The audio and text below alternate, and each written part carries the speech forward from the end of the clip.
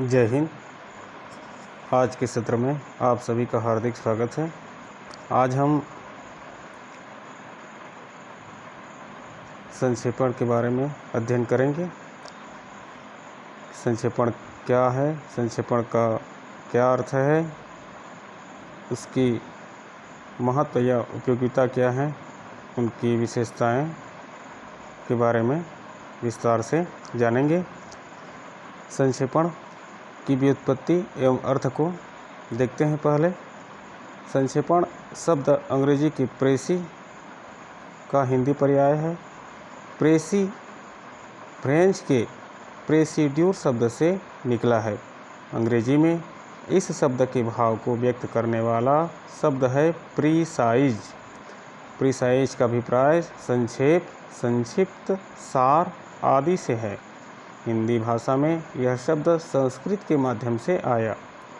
संस्कृत भाषा में छिप धातु में सम उपसर्ग और ल्यूट प्रत्यय जोड़ दें तो संक्षेपण शब्द की उत्पत्ति होती है। इसका अर्थ छोटा या संक्षिप्त करके प्रस्तुत करना है।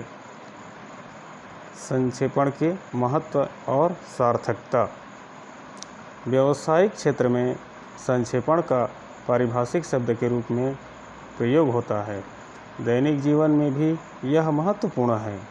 किसी भी विचार या अनुभव को विस्तार से प्रस्तुत करना जितना सरल है, उतना ही उसे संक्षेप में प्रस्तुत करना कठिन है। संक्षेप में प्रस्तुत करने के लिए अधिक श्रम करना पड़ता है। उसके लिए सामाजिक शैली उपयोगी है।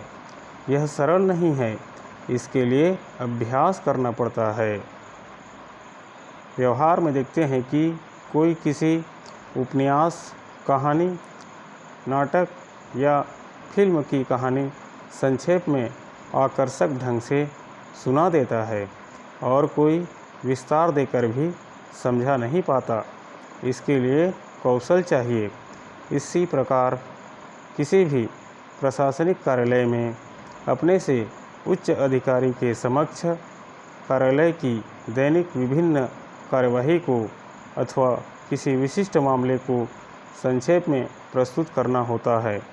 किसी उच्च अधिकारी के पास प्रत्येक पत्र को विस्तार से पढ़ने, विस्तार से समझने का समय नहीं रहता।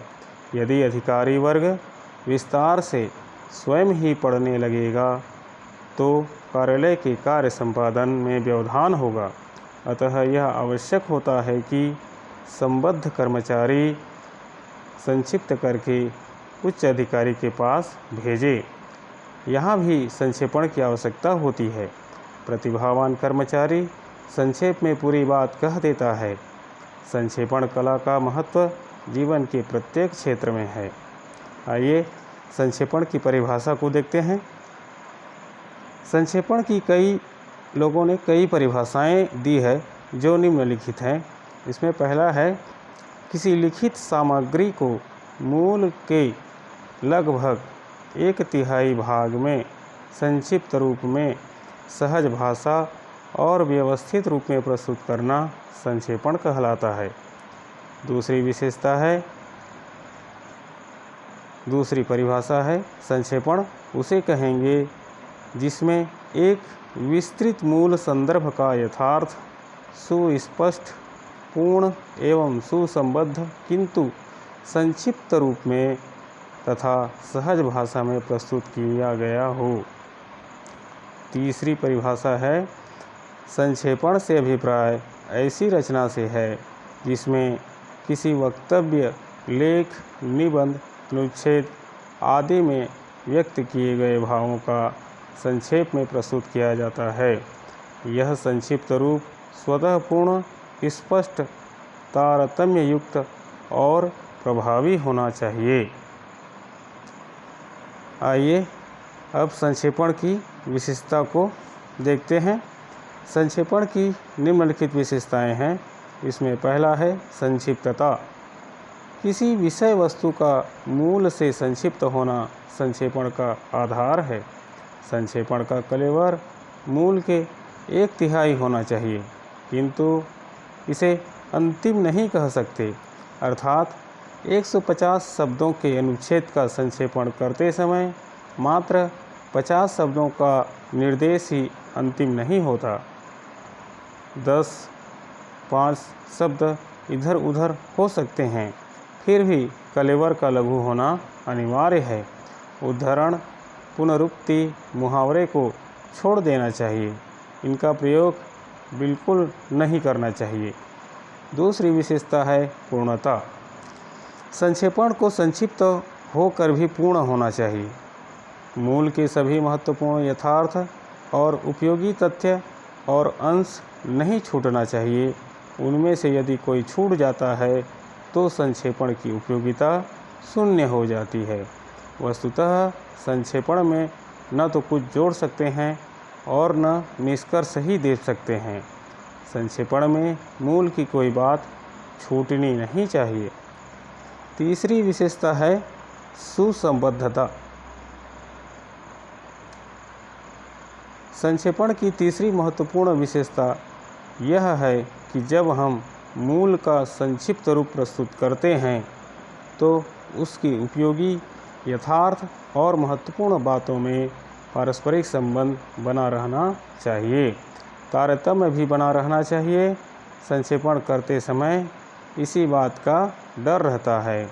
बीच बीच में कुछ तथ्यों को छोड़ देने पर तारतम्य नहीं रह जाता। दुरान्वयन के दोष की संभावना बनी रहती है।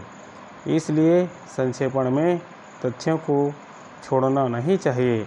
आवश्यक होने पर क्रम में परिवर्तन किया जा सकता है। संक्षेपण को पढ़ते समय मूल अनुच्छेद का भाव ही होना चाहिए।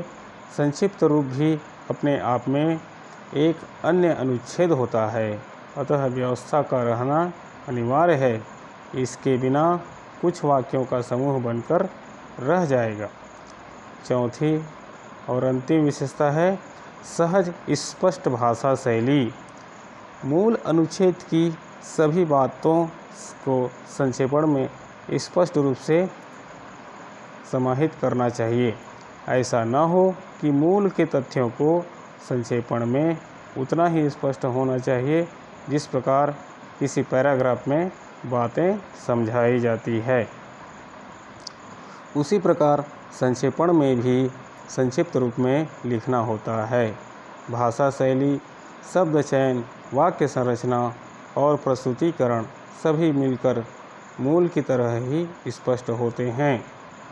मूल सामग्री को संक्षेपण में आकर सहज और स्पष्ट हो जाना चाहिए। द्विवर्थी शब्दों का प्रयोग कभी नहीं होना चाहिए। अलगाव और अधूरेपन से बचना चाहिए और संक्षेपण की भाषा में अन्य पुरुष का प्रयोग होना चाहिए। आइए अब संक्षेपण की कुछ अन्य विशेषताओं को पढ़ते हैं। सर्वप्रथम संक्षेपण हेतु दिए गए अवतरण को तब तक पढ़िए जब तक कि उसका केंद्रीय भाव स्पष्ट ना हो जाए। दूसरा जो है, केंद्रीय भाव स्पष्ट होते ही उससे संबंधित मुख्य विचारों, वाक्यों आदि को रेखांकित कर लीजिए। तीसरा बिंदु है, इन रेखांकित वाक्यों को उत्तर पुस्तिका में अंतिम पृष्ठ पर रफ कार्य के रूप में किया जाना चाहिए। चौथी बिंदु है, उतारते समय ध्यान रहे कि कोई वाक्य ना छूटे या ही कोई क्रम न छूटे। अगला है, सरल वाक्य को मिश्र वाक्य में बदलते हुए अनेक शब्दों के एक शब्द करते हुए पुनः लिखें। पुनः लिखते समय उदाहरण, दृष्टांत, मुहावरे, कहावत हैं वह अनावश्यक शब्द हटा देना चाहिए। अगला है, भाषा स्वयं की ही हो लेकिन विचार लेखक के होने चाहिए। अन्य पुरुषवाचक भाषा का प्रयोग होना चाहिए और उचित शीर्षक दीजिए।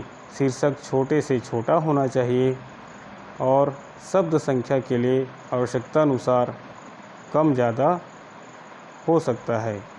उत्तर के स्थान पर उतारने और शीर्षक के पास या अंत में शब्द संख्या अपने शब्दों में लिखने चाहिए। इस प्रकार आज का ये संक्षेपण का विषय समाप्त होता है। धन्यवाद।